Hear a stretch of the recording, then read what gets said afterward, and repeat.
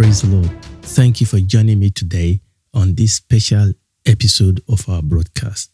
It is the Easter weekend. Let us pray. Our Father and our God, we thank you for this opportunity you have given us to come together in your presence. Father, we pray that your word will come. Let your word be a lamp unto our feet and a light unto our path. Feed us, open our eyes to see, correct us, instruct us, equip us by your word. In Jesus' name we pray. Amen. Amen. So again, this is a special episode. In the spirit of the season, I just want to give a short teaching on the title, The Offence of the Cross. The Offence of the Cross. The cross is at the heart of our faith. The cross is at the heart of Christian faith. The cross is at the heart of the gospel. If there is no cross, there will be no gospel for us to preach.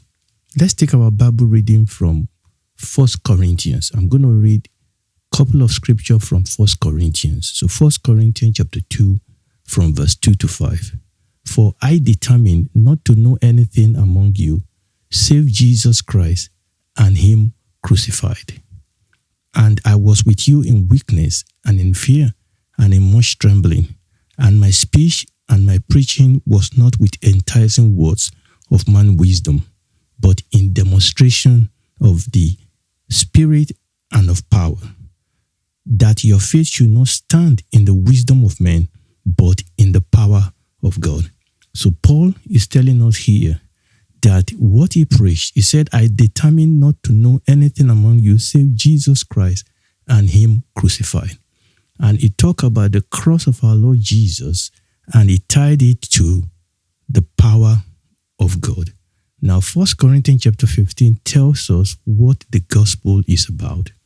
1 Corinthians chapter 15, we read verses 1 to 4. Paul said, moreover, brethren, I declare unto you the gospel which I preached unto you. So this is the essence of the gospel that Paul preached, which also you have received, and wherein you stand, by which also you are saved. So this is the gospel that brings salvation.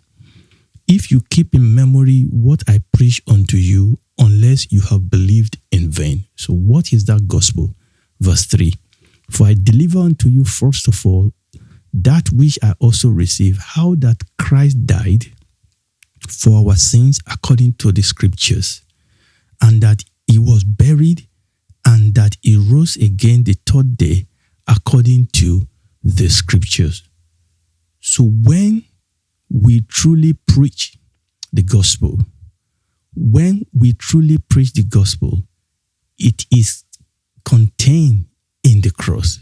The content of the gospel is contained in the cross. So where we read in that 1 Corinthians chapter 15, it tells us that this is the gospel, that Christ died for our sin, that Christ was buried, that Christ rose again on the third day. Obviously, after that, he ascended into heaven, and that he will be coming back again to judge the world. That is the gospel. And any gospel that preaches a Jesus without the cross is another gospel. Any gospel that preaches Jesus without the cross is a perverted gospel. And such a Jesus that is such preached is another Jesus. Now the question is, why do people preach and believe a crossless and a bloodless gospel? Why? Why do people preach and believe a bloodless and a crossless gospel? Now, there will be many answers, but I want to focus on one reason in this special teaching. One reason is because the preaching of the gospel is offensive to unregenerated heart. The preaching of the gospel is offensive to the world. I'm looking at just one reason why we preach a bloodless and a crossless gospel. is because one of the reasons is because the preaching of the cross, when we truly preach the cross, it is offensive to the world. The preaching of the cross is not seeker friendly. The preaching of the cross is not politically correct. The preaching of the cross is not woke friendly. And this is one of the reasons why people don't preach the cross. Galatians chapter 5, verse 11. Paul is writing again. He said, I, brethren, if I yet preach circumcision, why do I yet suffer persecution? Then is the offense of the gospel ceased. Here Paul talk about the offense of the gospel. Now, ASV said, then had the stumbling block of the cross been done away. The proper preaching of the cross can be a stumbling block. The Darby translation says, then the scandal of the cross has been done away with. The Easy Read version says, then my message about the cross will not be a problem. And this is the reason why sometimes people shy away from preaching the cross, because it can be scandalous, because it can be problematic, because it can be a stumbling block. The gospel says in that case, the cross wouldn't be an offensive, or let me take that again. In that case, the cross wouldn't be offensive anymore when we shy away from preaching the real cross. Easy English Bible translation says, when I teach about Christ's death on the cross, what I teach about Christ's death on the cross will not cause any more anger. It will not cause people to be any more angry. So this is one of the reasons why people move away from preaching the cross, because it can cause anger. It can be problematic. It can be scandalous. It can be a stumbling block. It can be offensive. The late Dr. J. Vernon McGee, in his message titled, guess it, The Offense of the Cross, he said this, and I'm going to quote, the content of the gospel is no longer contained in the symbol of the cross. Much use has cheapened it. It has been abused and made commonplace. The meaning of the cross has been watered down to the extent that it is meaningless. Churches that deny the efficacy of the blood are generally the ones that have the largest crosses. You see, many people will put the cross as an ornament.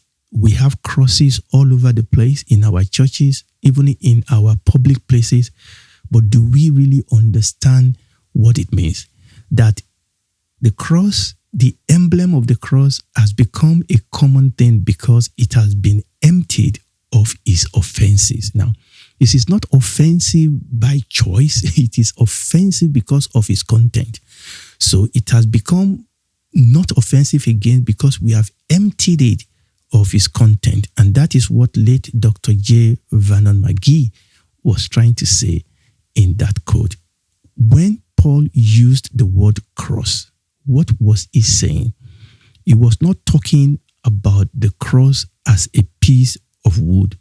Remember that in those days, it was not only the Lord Jesus Christ that was killed on the cross. Many people were killed on the cross. It was a common punishment that the Roman Empire retained for very evil criminals. Okay, and it was a commonplace. So when Paul was talking about the cross, he was not talking about the cross as a piece of wood. Rather, he was talking about the totality of the redemption that the Lord Jesus bought for sinners through the shedding of his blood in his death on the cross over 2,000 years ago. It is that totality of the redemption that the Lord Jesus bought for us on the cross through his blood. It is the totality of that redemption that is contained in that word cross. So the value and the power of the cross is in the identity of the one that hung on that cross and the fact that he resurrected on the third day according to the scripture. 1 Corinthians chapter 1 verse 18. For the preaching of the cross, I'll say that again. For the preaching of the cross is to them that perish foolishness. But unto us which are saved, it is the power of God. Drop down to verse 23, 1 Corinthians chapter 1, 23. But we preach Christ crucified, unto the Jews a stumbling block, and unto the Greek foolishness. But unto them which are called, both Jews and Greek, Christ the power of God and the wisdom of God. So this is the power of Christianity, the cross. So when Paul talks about the cross, he's talking about this totality of the redemption that the Lord Jesus Christ bought for us on the cross. So why the offense? Why the offense? Now, there are a couple of reasons why the offense, but I'm going to look just quickly at three of them. And I am using some materials that I will be quoting as we go along. So why the offense? Number one, Roman crucifixion was a barbaric and cruel instrument of shame, agony, and tortured death. The Roman crucifixion was a barbaric and cruel instrument of shame, agony, and tortured death. So that then means, like where we read just now, that then means that to the Jews, the death of the Messiah on the cross is repugnant to the Jewish faith. For anyone to hang on a tree is caused by God. So for the Jew to say that the Messiah hung on the tree and died on the cross was a scandal. Now, when you read Deuteronomy chapter 21, verse 23, and even when you read Galatians chapter 3, verse 13, you will see that according to Jewish faith, for somebody to hang on a cross is actually for somebody to be unrevocably cursed of God. So the question is, why will you then say that the Messiah hung on the cross? Obviously, the Holy Spirit explained that to us in the book of Galatians chapter 3 that I just quoted. So that is one of the reasons why this was a scandal to the Jews. What about to the Greek? To the Greek, the image of a crucified man was a symbol of shame, a symbol of weakness, a symbol of disgrace. So the mere thought that God will require the torture of an innocent man to atone for the sins of others was regarded by the Greek, by the learned, was regarded as immoral, was regarded as utterly absurd, was regarded as being ridiculous. So this is one of the offense for the Jew and for the Greek about the cross. Number two, the message of the cross reveals our helplessness and our hopelessness with respect to our spiritual condition. I will say that again. The message of the cross reveals our helplessness and our hopelessness. It reveals that our spiritual condition is hopeless and is helpless. John Parsons, in his article titled "The Offense of the Cross," wrote, and I'm going to quote an extensive one, but it is very good. So this is a quote from John Parsons in his article titled "The Offense of the Cross." The real Jesus offends us and deflates our pride. God's way of salvation is an affront, a scandal, an insult, and ultimately a verdict about the insufficiency of human effort to attain righteousness before a holy God. Human works or merit are useless before God. The truth about the human condition is offensive. It is not flattering to say we are twisted and broken and helpless. No, the world wants us to worship idealized man or woman, whereas God wants us to confess our inner bankruptcy and need for him. The gospel message implies that our sinful condition is so profound that it literally took the death of Yeshua to satisfy God's wrath for us. The cross implies that we are both helpless to save ourselves and hopelessly lost in our sin. So it is this challenge to our ego that makes the preaching of the cross an offense to human. So number one, we've looked at it as an offense to the Jews and to the Greek. Now we have looked at it as an offense to human because it shows our helplessness and our hopelessness.